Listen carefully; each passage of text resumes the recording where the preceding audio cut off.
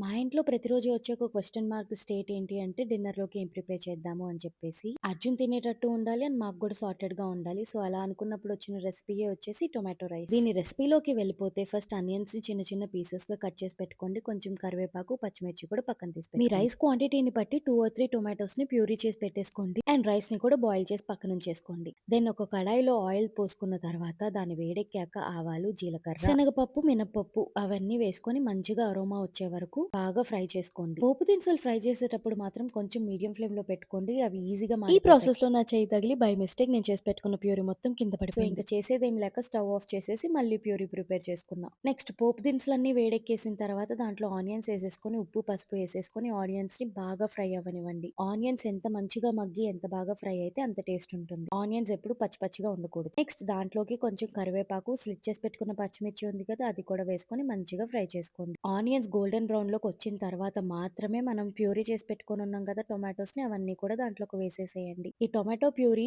బాగా ఉడకాలి పచ్చివాసన పోయేంత వరకు. దెన్ దాంట్లో కొంచెం కారం, ధనియాల పొడి, జీలకర్ర పొడి అండ్ గరం మసాలా వేసుకొని ఈ మసాలా దినుసులన్నీ మంచిగా టొమాటో ప్యూరీకి పట్టేటట్టు బాగా కలుపుకోవాలి. ఇదంతా అయిపోయిన తర్వాత కాసేపు లిడ్ పెట్టేసుకొని అదంతా బాగా మగ్గనివ్వండి. ఒక 5 మినిట్స్ లిడ్ పెట్టినా సరిపోతుంది. దెన్ మనం ఉడికించి పెట్టుకొని ఉన్నాం కదా అన్నాన్ని ఆ కడాయిలో వేసేసి ఆ టొమాటో ప్యూరీ మసాలా మొత్తం అన్నానికి బాగా పట్టించేంత వరకు కలపండి. అంతే, బాగా కలిపేసిన ఒక 2 మినిట్స్ కి అయిపోతుంది. అండ్ టేస్టింగ్ కి నాకు అన్నయ్యకి చూపించాను. నాకు అన్నయ్య రియాక్షన్ అయితే బాగుందని చెప్పాడు. ఈ టొమాటో రైస్ చేసుకున్నాము, దీంట్లోకి సైడ్స్ లోకి ఏదో ఒకటి ఉండాలి కదా. సో ఈ కార్న్ ఫ్లేక్స్ చిప్స్ అయితే వేస్తూ ఉన్నాను. ఇంట్లోకి మీకు కావాల్సినవి సైడ్స్ గా తినొచ్చు, లేదంటే జస్ట్ రైతా కూడా చేసుకొని తినొచ్చు. చాలా చాలా బాగుంటుంది. అర్జున్ కి కూడా ఈ కార్న్ ఫ్లేక్స్ చిప్స్ చాలా ఇష్టం అండ్ నాకు కూడా రైస్ లోకి ఇవి చాలా నచ్చుతుంది కాబట్టి నేను ఇవి చేసుకున్నాను. ఇవి మొత్తం అయిపోయిన తర్వాత మీ ఫేవరెట్ సర్వింగ్ బౌల్స్ లోకి డిషెస్ అంతా తీసేసుకోండి. ఇంకేముంది, నా ప్లేట్ తెచ్చేసుకొని టొమాటో రైస్ అండ్ చిప్స్ పెట్టుకొని తింటున్నాను. యాక్చువల్ గా చెప్పాలంటే నాకు టొమాటో రైస్ పెద్ద నచ్చదు. ఇంకా అర్జున్ కి కొత్త కొత్తగా చేసి పెట్టాలి కదా, అందుకే ఇది కూడా చేశాను. ఇదైతే చాలా చాలా సింపుల్ రెసిపీ. ఈ పర్టికులర్ టొమాటో రైస్ అయితే లంచ్ బాక్స్ కి కూడా పర్ఫెక్ట్ ఉంటుంది. ఒకసారి టైం లేనప్పుడు ఇలాంటి రెసిపీస్ ట్రై చేసి చూడండి. నార్మల్ కర్రీస్ నుంచి మీకు కూడా కొంచెం రిలీఫ్. అర్జున్ కన్నయ్యకి అయితే చాలా చాలా నచ్చింది టొమాటో రైస్. మీరు ఖచ్చితంగా ట్రై చేసి నాకు ఎలా ఉందో చెప్పండి.